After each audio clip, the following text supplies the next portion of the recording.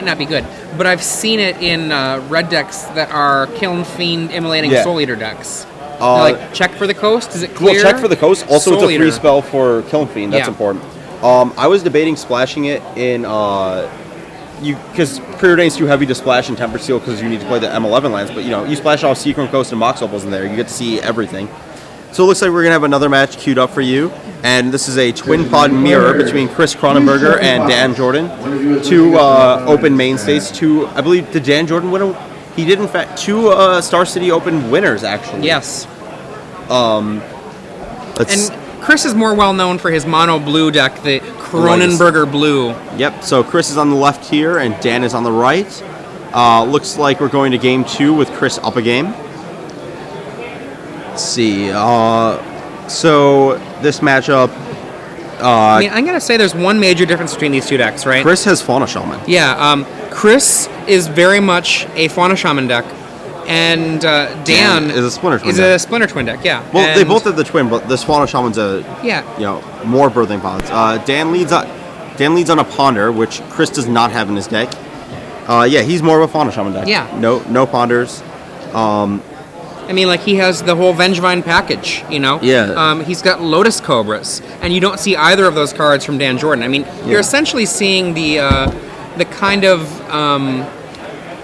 almost that blue-green, Blue-Manji style. It's not unique to Blue-Manji, but that Shaman, Lotus Cobra, Vengevine. Yeah. In play, we've got a couple things happening here. Chris has a turn 2 Fauna Shaman off of his Birds and Copperline Gorge and a Raging Ravine. Dan just cracks his fetch so he doesn't have to draw the last cards off that Ponder. Looks like Dan boarded in Nature's Claim here. Good against the combo and the pod, which Dan drops this turn. Though it does not look like that is going to last very long here. I think that Chris probably boarded in this Manic Vandal that he can tutor for. Now, interestingly, Dan Jordan does have access to Pyroclasm after board, and it's one of those cards to consider boarding in this matchup. You don't necessarily do it because it can mess your own board up, but it would have been really fabulous there at least. Chris chooses to Nature's Claim there instead of getting a Manic Vandal. It looks like his card in hand's an Acidic Slime, so he probably doesn't want to discard that creature. He has another line that's going to cast it next turn. Another Ponder. Yep. Looks like Dan has another pod. Oh, that's a Splinter Twin. That might not be a pod. That might be the Nature's Claim I'm seeing again. One of the cards that really seems as a huge advantage for Chris Kronenberger in this matchup, to my mind, is that Lotus Cobra. Lotus Cobra is a huge deal when it comes to matchups where it's a game 1 at least, very little interaction between these two decks. Correct. So Dan is more likely to get the twin combo assembled because of the Preordains, and he does have Preordain and Ponder. So I think Dan actually may have had the bit of the edge game 1, more so just because this Vengevine plan is just trumped by that plan. Even though there's only one Spellskite. Let's see. Dan does have Acidic Slime to answer it. He might actually be short on answers to a Spellskite, which Fauna Shaman would find. Which I would assume is what Chris is looking for right now. Nope. Ouroboros the Hidden. Yeah, Chris discards a Vengevine to get that guy. Yeah, that's a equally good answer to the combo. For those of you who haven't really seen that interaction before, when you tap Deceiver Exarch to make the token, comes into play tap, not doing much attacking. It also lets you just straight up combo from 6 mana Deceiver Exarch with haste, untap a land, twin it, kill you. For answers to this, Dan might have mana leaks potentially, but other than that, his answer to this card essentially has to be copying it with Metamorph or with Phantasmal Image to use the Legend rule to kill it. Mm-hmm. Chris also has a Hero of Oxid Ridge, a bit of a shade of Lewis Laskin's. I think it might have been Santa Claus Attacks was the name he put on it or something like that. But that was a brief moment of a deck back in the Callblade era.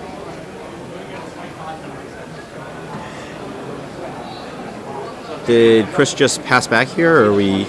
Yeah, he said go. Yep. Dan Jordan fetching again, going to 18 life, I believe. Fauna Shaman just content to sit around and do his job. Upkeep. This is the upkeep, actually. Oh, upkeep. There we go. That's why. Deceiver Exarch taps down Birds of Paradise.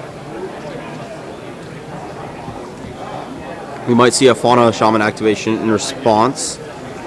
Possible options: Spellskite, Metamorph, which probably is less likely. I like getting Spellskite. Yeah. Get a little insurance Silvok policy. Replica is also possible.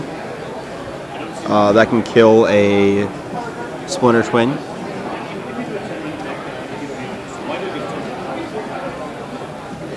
Looks like Chris chose not to use it, and is instead paying 3 for... Oh, the Silvok... Oh, he has one in his from hand. in his hand. Yep. There we go. He doesn't have many cards in hand. He's got a Acidic Slime, an Urabrask, and I'm not sure what the last card is, but he might not want to discard either of those, so... Yeah.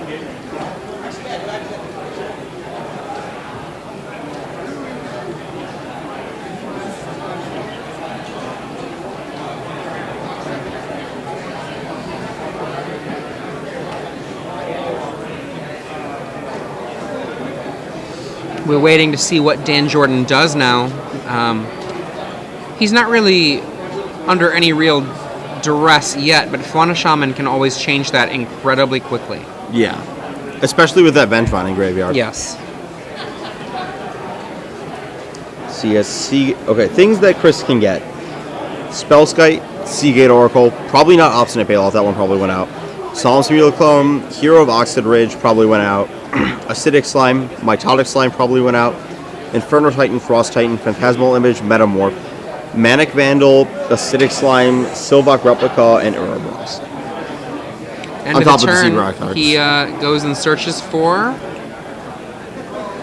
What did he discard there? I can't see it.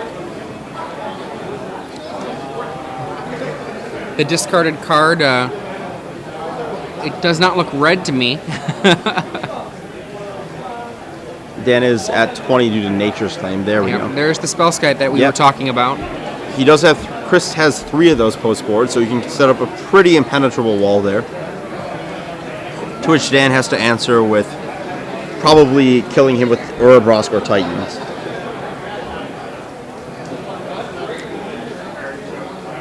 Let's see. Yeah, those are the real win conditions after that happens. Maybe a Tuk-Tuk token gets there, but... Baloth is the card that was discarded. Another Exarch hits play on upkeep. Dan's tapping the birds again. Keeping Chris off, well, double blue or 5 mana for that Ouroboros. So, double blue represents only Frost Titan, so mostly the 5. Yeah, Chris Kronenberger's hand is fully known to us right now. Yep. It's Urabrask, Acidic Slime, and Spellskite, and then whatever he has just drawn. Which is a Vengevine.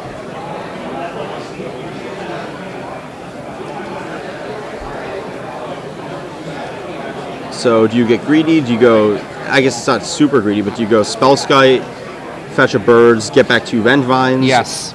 Or that's exactly what I would do. He's not choosing to do so he's leaving up the blue mana to pay for the Spellskite rather than take 2 damage. And choosing to play this sort of longer game of just Fauna Shaman, put everything into my graveyard, just keep going. Yep, there's the Nature's Claim that would have punished that play.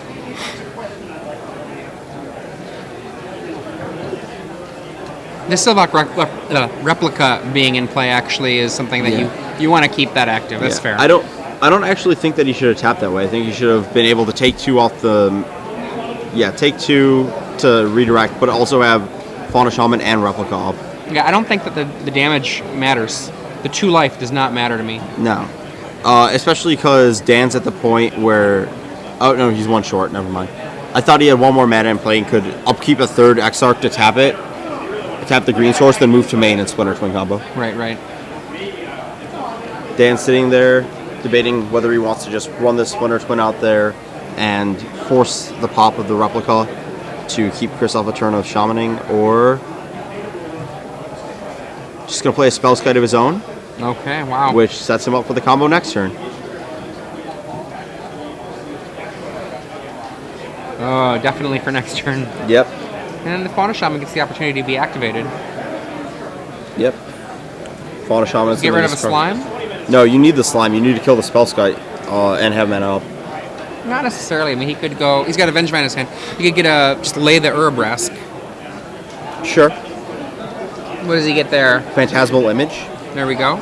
which can copy the, not to very great effect actually, but it can copy the Spellskite. Or actually can copy it works. I mean, it dies with the first thing that you do, so you don't get to do it multiple times. But you could get the replica actually, Sure. would be pretty good.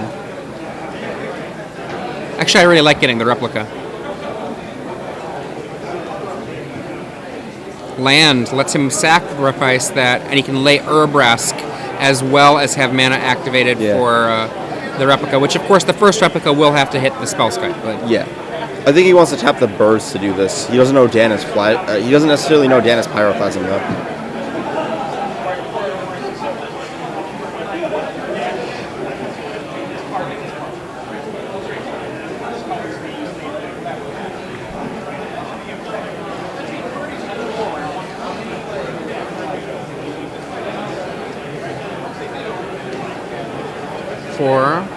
Oh, come on. There you go. There you go. Yeah.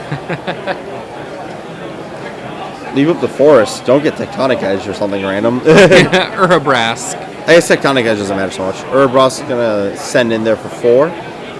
Dan dropping to 16. Yeah, that's a really common mistake. People always, want to leave up their dual lands, but this is a format with Tectonic Edge. Dan Preordains, Ship's Bolt. Both go away. He says, "Is that a go? Looked like a go to me." It's a confer with the judge, perhaps. Go to the bathroom, perhaps.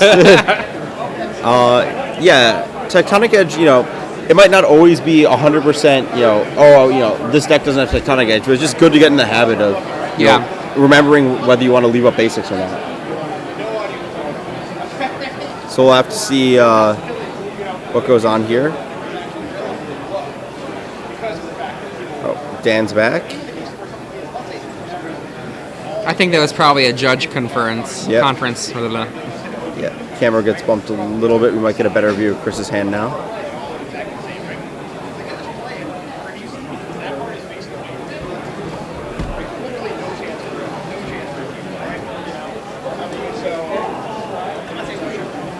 Let's see. Dan thinking about what to do here.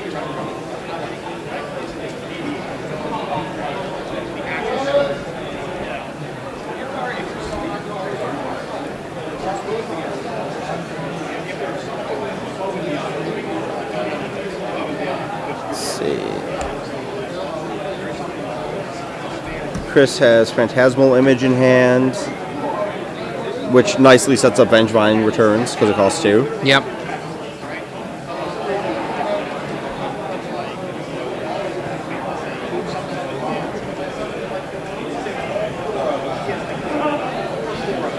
There we go.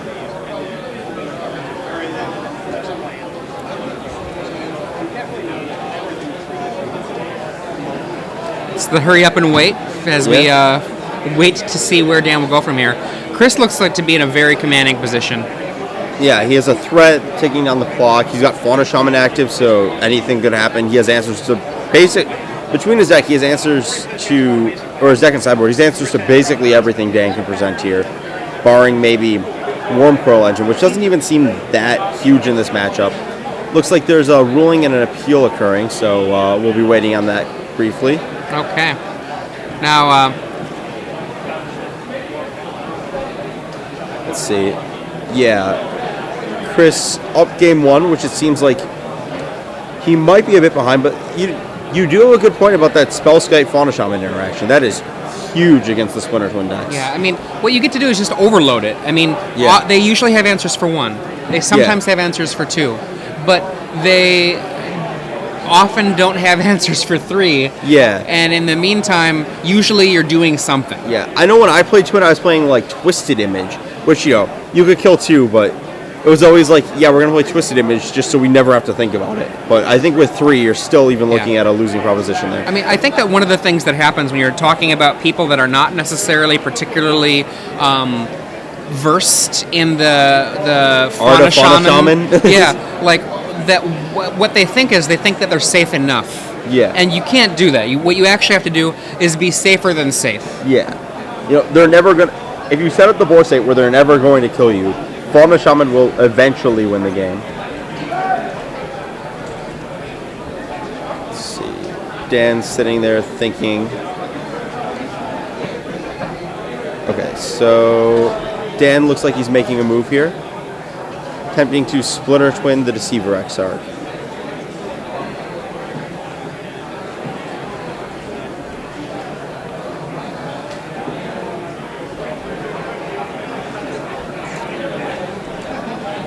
Dan does in fact have the Spellskite. Here comes the Splinter Twin.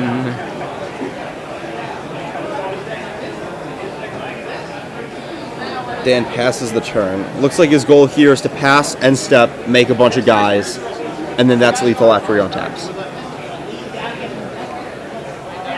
Chris, Fauna Shaman's discarding. I think Acidic Slime's the card you want there. Well, remember, he can't combo off with that Urabrask in play, so... No, he can. He waits till Chris's end step. But he can't continue comboing off, because the Deceiver comes into play... The Exarch. Oh, yeah, he can make a bunch of guys, he just can't kill them yet. So Chris gets Hero, which... That's... What? Let's do the math here. Nothing can block. He might actually... That might have been right. He might actually have lethal. 4, 5, 6, 7, 8, 9, 10, 11, 12, 13, 14, 15... I count one short off the Hero. No, Phantasmal Image, get back the 2 Vengevines. Right. Deader than dead. Yep.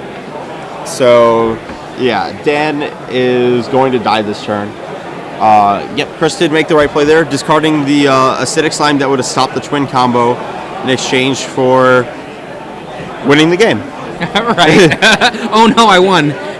I think Dan has to stop him on upkeep and tap down that Birds of Paradise. Or he can wait till combat. No, that's not going to do it. Yeah, he's dead if he waits till combat. That's the Phantasmal Image.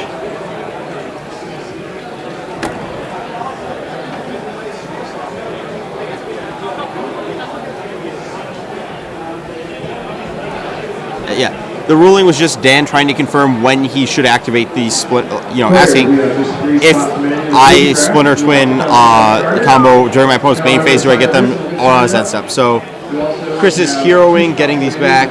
Not sure what the image copied, but I don't think it matters because none of Dan's guys can block if that hero attacks. Spellskite. It's a Spellskite. Ooh. Yeah. So yeah, he copies the Spellskite, and now... There we go. The image can be tapped, so the hero is always going to be attacking here.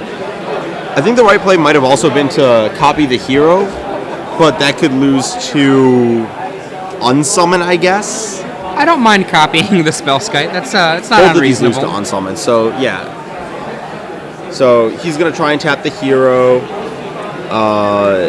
Chris is going to pay to redirect and win the game.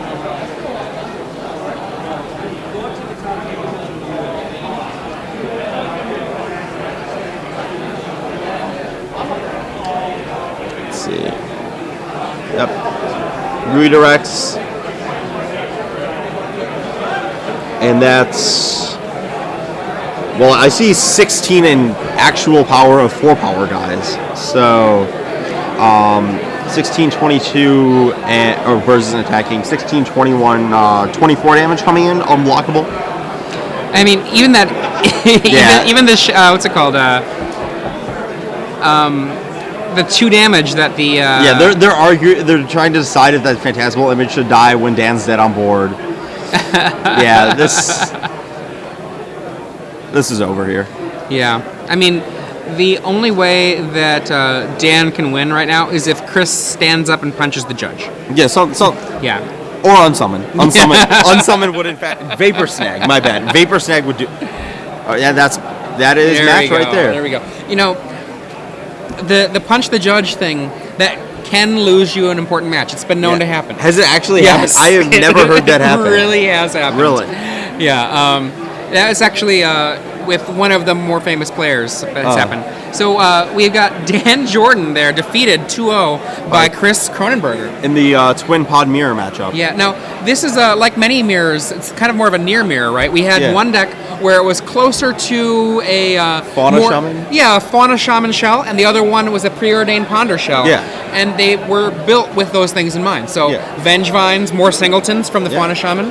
Yeah, it turns out the combo deck with the best tutoring action based around Silver Bullets was the one that won. Right, and we don't know if that's the way it would play out every time, certainly. I think that one of the things I really do like about the Fauna Shaman build is that it means that you're going to be more likely to have a plan B. Yep. But what I don't like about it is you make yourself even more vulnerable to aggressive decks. Yes, you don't, like, preordained